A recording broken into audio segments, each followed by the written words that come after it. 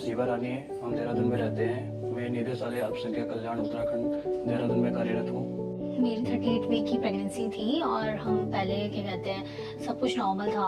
उसके बाद 38 वीक के बाद मुझे थोड़ा सा लूज मोशन और वोमिटिंग की शिकायत हुई थी। उसके बाद फिर मैं रिकवर हो गई थी एक दिन बाद ना। उसको फिर अचानक से मुझे बहुत ही घबराहट और मेरी तबीयत अचानक से ख़राब हुई। तो हमने अपनी गायनी को बताया। मेरी गायनी का नाम नेहा सिरोही है। और उसके बाद फिर मेरी तबीयत, उन्होंने हमारा अल्ट्रासाउंड किया और अल्ट्रासाउंड के बाद भी सब कुछ नॉर्मल था। उन्होंने कहा कि फिर हम सी सेक्शन करवा सकते हैं।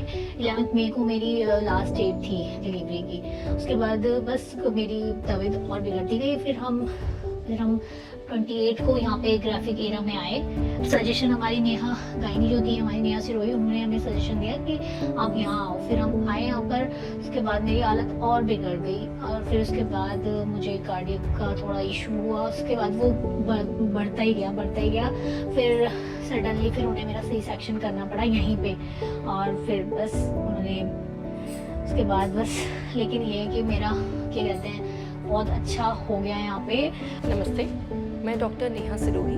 मैं स्त्री और प्रसूति रोग विशेषज्ञ हूँ और graphic era institute of medical sciences में विजिटिंग कंसल्टेंट पद पर हूँ। पेशेंट शीबा मेरे अंडर प्रेगनेंसी केयर में थी। उसका प्रेगनेंसी बिल्कुल अनकॉम्प्लिकेटेड चल रहा था। कोई प्रेगनेंसी के दौरान कॉम्प्लिकेशन नहीं थी। इनफैक्ट एक हफ्ते के बाद उसका इलेक्टिव सिजेरियन प्लान था, क्योंकि उसकी पहली डिलीवरी भी सिजेरियन द्वारा ही हुई थी। प्रेगनेंसी के दौरान हार्ट पर लोड बढ़ जाने की वजह से ऐसी कॉम्प्लिकेशंस होने के चांसेस रहते हैं, लेकिन ये बहुत रेयर है। समय पर ट्रीटमेंट अगर तुरंत पेशेंट को दे दिया जाए, जैसा कि यहाँ पर उसको दिया गया, तो एक गायनेकोलॉजी, कार्डियक, एनेस्थीसिया के ग्रुप एफर्ट की वजह से मरीज़ की आज ना ही सिर्फ जिंदा है बल्कि कम्प्लीटली स्वस्थ भी है।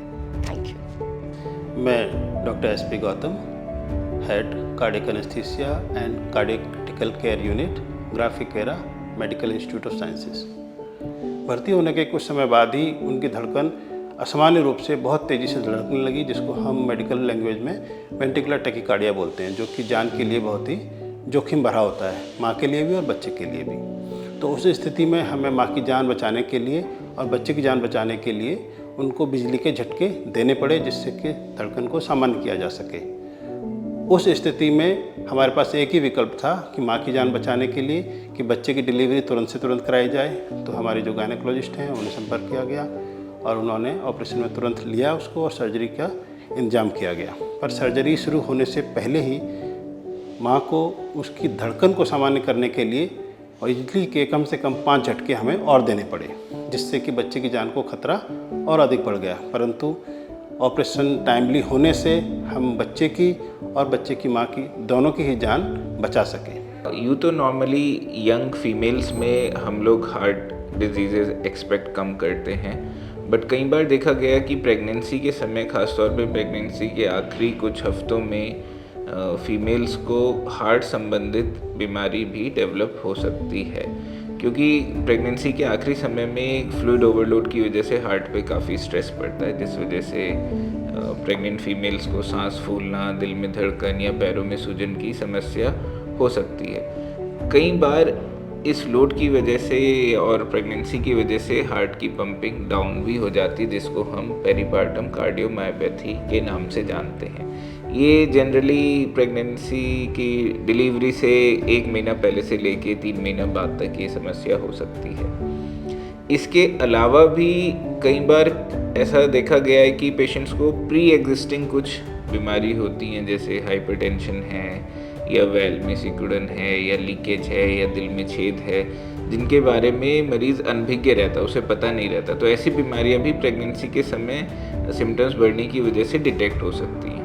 बच्चा भी स्वस्थ है, अब माता भी स्वस्थ होके हॉस्पिटल से छुट्टी लेके अपने घर गई, तो ये बड़ी खुशी की बात है कि इस क्रिटिकल चैलेंजिंग सिनेरियो में भी एक अच्छा रिज़ल्ट सामने आया। और इस तरीके के रिज़ल्ट तभी संभव हैं जब आपके पास एक पूरी टीम हो जो मरीज़ की, बच्चे की हर तरीके से, हर मुश्किल कंडीशन में भी केयर कर पाने में संभव हो। तो एंड में मैं ये मैसेज देना चाहूँगा कि प्रेगनेंसीज़ आर प्रेशियस, और वो एक ऐसा समय होता है जब बहुत सारी चीज़ें अनड्यू चीज़ें जो पहले से नहीं पता होती, कुछ सरप्राइजेस भी मिलते हैं। तो it is a good habit कि सेकेंड ट्राइमेस्टर के आसपास एक बार जब हम लोग अल्ट्रासाउंड के लिए जाते हैं तो उसी समय एक छोटा सा कार्डियक इवैल्यूएशन, इको वगैरह ज़रूर कराना चाहिए। और प्रेगनेंसी के आसपास, टर्म के आसपास यानी 8-9 महीने के आसपास भी कोशिश करनी चाहिए कि एक इको माता का हो जाए, ताकि कोई हृदय संबंधी बीमारी तो नहीं है, ये चीज़ पहले से पता रहे। और मैं थैंक्स करती हूँ, हम दोनों थैंक्स करते हैं कि अब ये ग्राफिक एरा ने, एरिया वालों ने मेरा बहुत ख्याल रखा। और थैंक्स करते हैं उनकी पूरी टीम को, पूरे स्टाफ को, कि हम दोनों अब, मैं और मेरा बेबी, हम दोनों पूरे हेल्थी है और ठीक से जा रहे हैं यहाँ पे। और मतलब मैं उनका थैंक्स बहुत तहे दिल से करती हूँ कि उन्होंने बहुत ध्यान रखा हमारा, पूरा CCU स्टाफ और पूरे जो ये मेरी गायनी, मैं अपनी गायनी को भी, मेरी गायनी पे भी मुझे बहुत फेथ था, बहुत ज़्यादा कि रहता है, मेरी गायनी ने भी मेरा बहुत ध्यान रखा है। और यहाँ जब हम यहाँ पर आए ना, मुझे बहुत अच्छी केयर मिली, तो हम दोनों ही बहुत शुक्रगुजार हैं कि उन्होंने हमारा बहुत ध्यान रखा। और बस अब हम अच्छे से जा रहे हैं अपने घर, और मैं थैंक्स करती हूँ। और बस अब हम जा रहे हैं, अपना डिस्चार्ज हो गया।